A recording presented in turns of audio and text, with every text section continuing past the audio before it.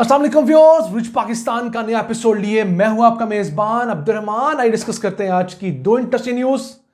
गवादर को ईरान और चाइना से जोड़ने के लिए अहम पेशरफ्त हुई है। इस सिलसिले में एक नया रेलवे ट्रैक बिछाने और उसकी जमीन की खरीदारी के लिए रकम की बाकायदा मंजूरी दे दी गई है।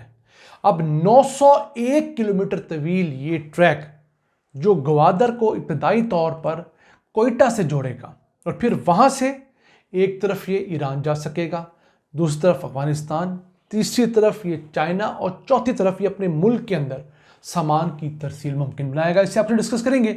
जबकि आज की दूसरी खबर बहुत अहम है। टेक्नोलॉजी के मैदान में बड़ी डेवलपमेंट हुई है। पाकिस्तान के 3 इदारों ने कोलैबोरेशन की है और हमारी लोकल उर्दू ज़ुबान को आर्टिफिशियल इंटेलिजेंस के अंदर कन्वर्ट करने के लिए, उसके मॉडल बनाने के लिए काम का आगाज़ शुरू हुआ है।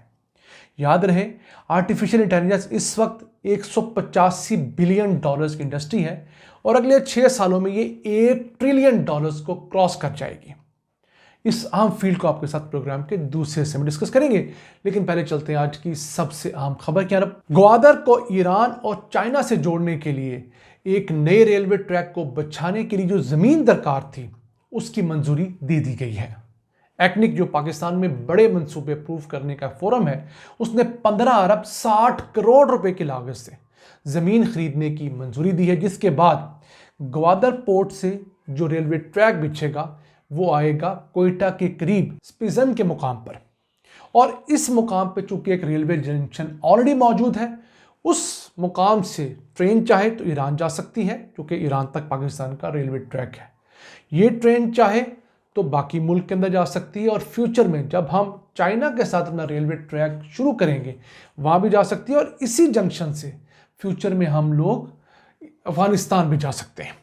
अब इस रेलवे ट्रैक की जो फिजिबिलिटी वगैरह थी वो 2012 में बनाई गई। उस वक्त इसकी लागत 180 अरब रुपए रखी गई थी। अब 12 साल गुजर चुके हैं, तो मुझे लगता है कि इसकी लागत अब 500 अरब रुपए से ज़्यादा होगी, रेलवे ट्रैक बिछाने की कॉस्ट। और इस रेलवे ट्रैक पे बहुत ज़्यादा रेलवे स्टेशन नहीं है। आप जानते ही हैं कि बलूचिस्तान के अंदर बहुत कम आबादी है और बहुत ज़्यादा फैली हुई है। तो इस टोटल 900 किलोमीटर के रेलवे ट्रैक के ऊपर सिर्फ 35 रेलवे स्टेशन बनने हैं, जो 35 बड़े शहर इसके ऊपर आने हैं। मसलन तुर्बत आना है, होशाब आना है, पंजगोर आना है, बसीमा आना है, कल्लात आना है, और फिर ये स्पेंजन के मुकाम पर तो एक रेलवे स्टेशन ऑलरेडी है। तो इस बसीमा के मुकाम से एक और रेलवे लाइन भी निकलेगी जो कि जैकबाबाद जाएगी। इस वक्त हम जिस रेलवे ट्रैक की बात कर रहे हैं वो स्क्रीन के ऊपर आपको हम एरो की मदद से बता रहे हैं कि इस रूट के ऊपर ये रेलवे ट्रैक बिछेगा और ये 5 साल मंसूबा है। इस सिलसिले में इब्तदाई तौर पर जो ग्वादर है वहाँ पर रेलवे ने कोई 550 एकड़ ज़मीन खरीद ली हुई है। इसके साथ एक रेलवे यार्ड भी बनना है। तो होगा क्या, ग्वादर जो पोर्ट है वहां से एक ट्रैक बिछेगा जो कि ग्वादर रेलवे स्टेशन तक आएगा। तो इस ट्रैक के जरिए ग्वादर आने वाले जितने भी कंटेनर्स हैं उन्हें पोर्ट से निकालकर इस रेलवे यार्ड तक पहुंचाया जाएगा और फिर इसे रेलवे यार्ड के जरिए पूरे पाकिस्तान में भेजा जा सकेगा। अब पाकिस्तान के लिए जहां दीगर बहुत सारे प्रोडक्ट्स अहम हैं, वहाँ ये प्रोडक्ट भी अहम है। क्यों?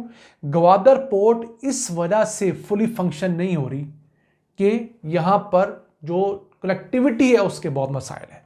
ना तो ग्वादर कराची के अलावा पाकिस्तान के किसी दूसरे शहर के साथ डायरेक्टली लिंक है, और कराची आपको पहले जाना पड़ता है ग्वादर से, फिर आपको अप कंट्री आना पड़ता है। वो 600-650 किलोमीटर का इजाफी फासला बनता है। अगर हम M8 मोटरवे जो पिछले 20 सालों से अंडर कंस्ट्रक्शन है उसे 2-3 सालों में कंप्लीट कर लेते हैं तो 600-650 किलोमीटर का ये फासला कम हो जाएगा। आप समझ लीजिए 8-10 घंटों का फासला कम होगा। फिर रेलवे ट्रैक अगर हम अगले 5 सालों में 2030 तक बना लेते हैं तो ये हमारी ट्रेड के लिए बहुत अहम होगा।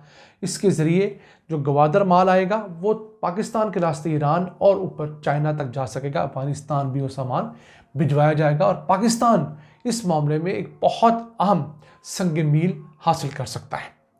आइए चलते हैं आज की दूसरी अहम खबर की तरफ।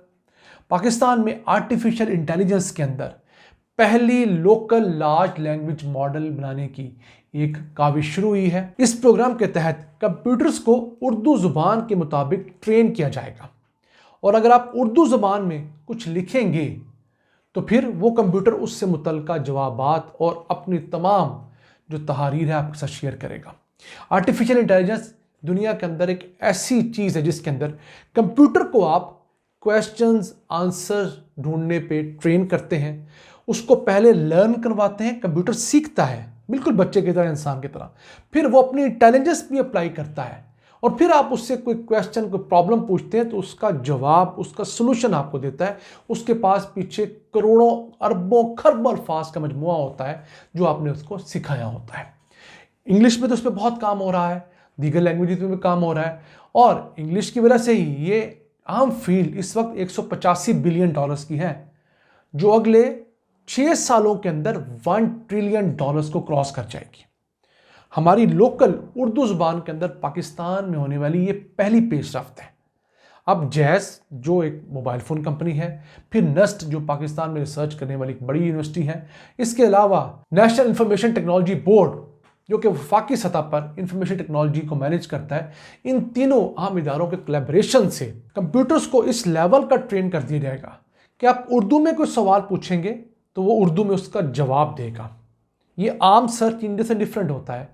जैसे हम लोग आम रूटीन में कोई चीज़ ढूंढते हैं तो कोई खबर या कोई वेबसाइट का लिंक हमारे सामने आता है, यहाँ पर हमारे पूछे जाने वाले सवाल को वो पहले समझता है कंप्यूटर, अपनी पूरी मेमोरी को देखता है और उसके बाद उसका जवाब तहरीर करता है और बहुत सारे प्रॉब्लम्स का सलूशन देता है। तो उम्मीद करते हैं कि पाकिस्तान में होने वाली बड़ी पेशरफ्त पाकिस्तान में LLM की फील्ड के अंदर वाकई एक संग मील होगी। पाकिस्तान में उर्दू ज़ुबान की हम तरवीज करेंगे तो जो इंडिया में बसने वाले हमारे उर्दू भाई हैं उन्हें फ़ायदा होगा। दुनिया भर के अंदर कोई 1 अरब से ज़्यादा उर्दू बोलने वाले समझने वाले लोगों के लिए ये एक बहुत बड़ी खिदमत होगी।